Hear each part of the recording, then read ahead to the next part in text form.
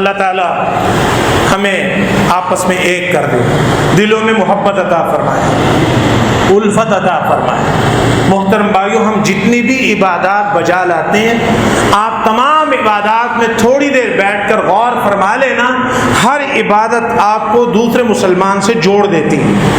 آپ نماز کو نہیں دیکھتے، نماز سب کو جمع کر کے، نہ نماز میں کوئی فرقہ ہے، نہ کوئی الگ قسم کا یونیفارم ہے، نہ کوئی الگ رنگ کی پگڑی ہے، نہ کوئی الگ جو ہے سٹائل ہے، سب نے آنا ہے اور آ کے جو ہے پاک صاف ہو کر دلوں کو پاک کرتے ہوئے مل کے کھڑے ہونا ہے، پیر سے پیر، کندھے سے کندھا اور دل سے دل ملا کر۔ اللہ تعالیٰ کیسے 5 وقت ہمیں ایک کرتا ہے؟ بھائیو، کیا دن میں 5 وقت ایک ہونے والے مسلمان اس سے یہ سبق نہیں حاصل کرتے کہ یہ کیسے ممکن ہے کہ جو دن میں 5 وقت ایک ہوتے ہیں، مسجد سے نکلنے کے بعد آپس میں دشمن کیوں ہوتے ہیں؟ یہاں ایک امام کے پیچھے، وہاں الگ الگ لیڈر کے پیچھے کیوں ہوتے ہیں؟ بیت اللہ کا حج ہو رہا ہے، دنیا بھر سے مسلمان جمع ہیں، اللہ ہمیں بھی توفیق سے نوازے اور توفیق عطا فرمائے۔ ہمارے جو سامعین ہیں، سامعات ہیں، اللہ تو ان سب کو بیت اللہ کا حج نصیب فرما۔ آمین کو کیا پتہ کسی کے آمین جو ہے اوپر پہنچ جائے۔ اللہ سب کو بیت اللہ کا حج عطا فرما، بیت اللہ کا عمرہ عطا فرما۔ محترم بھائیو، بیت اللہ کا حج، یہ نیلے کالے پیلے ساری وردیاں اتروا کر کفن نما سفید چادروں میں اکٹھا کر کے اللہ اللہ کرنے والے، لبیک لبیک کی سجائے کرنے والے، ابے تمہیں تو حج ایک کرتا ہے، حج کے بعد آ کر تمہاری پارٹیاں الگ کیسے ہو جاتی ہیں؟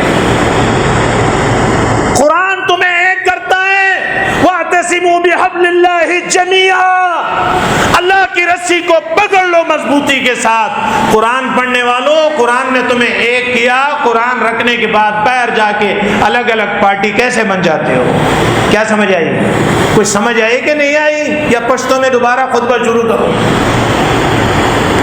محترم بھائیو، دشمن ہمیں شکست نہیں دے سکتا، مگر ہمیں شکست ایک وجہ سے ملتی ہے، اور ملے گی ایک وجہ سے ہمیشہ شکست، کہ جب ہم آپس میں ایک دوسرے کے مخالف بن جائیں۔ یہ بڑا بنیادی سا اصول ہے۔ اگر دشمن نے ہمیں الگ الگ کر دیا ہے تو پھر آپ فتح نہیں، شکست کا انتظار کرنا، عزت نہیں ذلت کا انتظار کرنا۔ اور اگر ذلت کے بجائے عزت چاہیے، اللہ کی رضا چاہیے، دشمن پر غلبہ چاہیے، امریکہ پر، اسرائیل پر، برطانیہ پر، ہندوستان پر غلبہ چاہیے، اقتدار چاہیے، تو پھر یہ اپنے سارے جھگڑے ختم کرو اور قرآن اور حدیث پر اکٹھے ہو جاؤ۔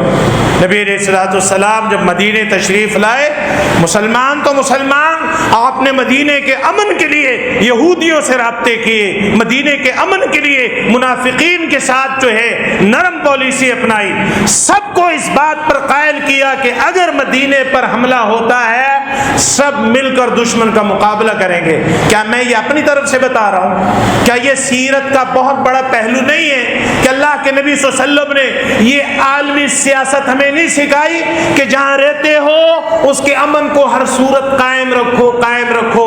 ہمیں تو ابراہیم علیہ السلام یہ بھی سکھا کر گئے ہیں کہ رب اجعل ھذا البلد آمنا، اللہ اس شہر کی حفاظت فرما، امن مہیا فرما۔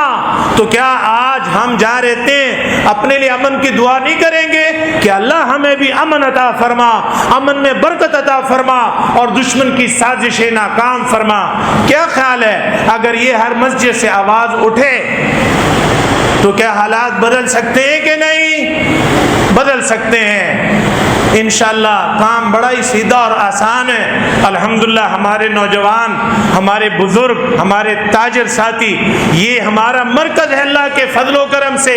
یہاں سے نکلنے والے ہمارے دعوت کے بھائی اور قافلے پورے صوبے کے اندر گھر گھر جا کر اور در در پہ جا کر یہی دعوت دے رہے ہیں کہ اپنے دشمن کی سازش کو بھانپ لو، یہ تمہیں ایٹم بم کی صلاحیت سے محروم کر کے تمہیں باندھ کر مارنا چاہتے ہیں، باندھ کر مارنا چاہتے ہیں۔ ہوش کے ناخن لو، بیدار ہو جاؤ، اپنے اپنے جھگڑے یہ چھوڑ کر ایک اللہ کے نام پر، ایک رسول علیہ السلام کے نام پر، قرآن کے نام پر اور سنت کے نام پر ایک ہو جاؤ، یہ کسی فرقے کی دعوت نہیں ہے، یہ عالمی دعوت ہے۔ اللہ تعالی ہم سب کو سمجھنے اور عمل کرنے کی توفیق سے نوازے اور قبول فرمائے۔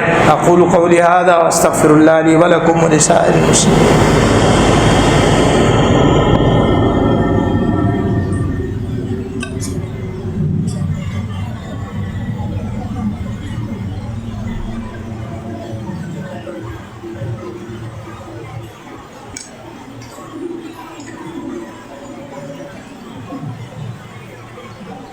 یہ دعا کی درخواست ہے ڈاکٹر مریم نوید، جو ابھی تک ہسپتال میں مریضوں کی خدمت کر رہی تھیں، ایک عرصے سے چھاتی کے کینسر میں مبتلا ہیں۔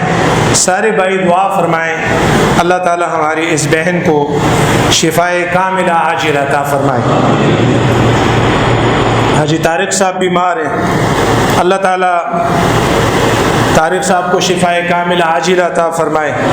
اسی طرح حاجی اعجاز صاحب کی زوجہ محترمہ اور رضوان اور عمر بھائی کی والدہ شدید بیمار ہیں، اللہ تعالیٰ انہیں شفائے کاملہ عاجلہ عطا فرمائے۔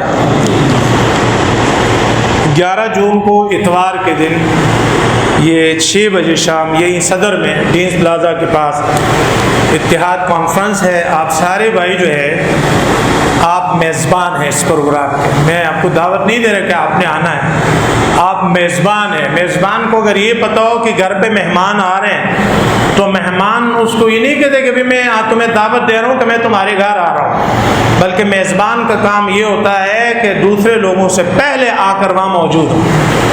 ٹھیک ہے نا؟ انشاءاللہ آپ مسجد کے جو ساتھی ہیں یا نماز پڑھنے والے، جمعہ پڑھنے والے، یہ سارے بھائی سیدھے ہاتھ سے لے کے جو ہے الٹے ہاتھ تک اور شروع سے آخر تک، اوپر سے نیچے تک جتنے بھی بھائی ہیں یہ اس پروگرام کے میزبان ہیں، اور آ کے ہمارے جو یہاں ذمہ دار بھائی ہیں، یاور بھائی ہیں اور ساتھی ہیں، ان سے آ کے پوچھیں جی ہمارے ذمہ کوئی کام ہے تو بتائیں، کریں گے کام انشاءاللہ، جو بھی تعاون ہوگا پیش کریں گے انشاءاللہ۔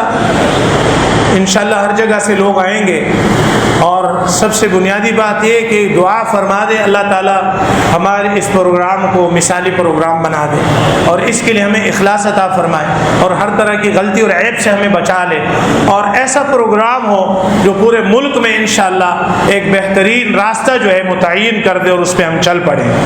اللہ تبارک و تعالیٰ توفیق سے نوازے اور قبول کرے۔ اتحاد کانفرنس 11 جون بروز اتوار شام 6 بجے، FC چوک ڈینس پلازا صدر پشاور۔